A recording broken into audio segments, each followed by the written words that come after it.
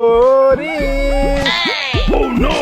সংসার সংসার কইরা আমি গাছের নিচে মরি সংসার সংসার কইরা আমি গাছের নিচে এ ভাই কে আছে আর আমি আমার বউ পাইতেছি না 3 দিন ধরে। আরে ভাই বোন বোনে না কি আছে বোন বোন যদি না আমার বউ খুঁজে লাগবো ভাই।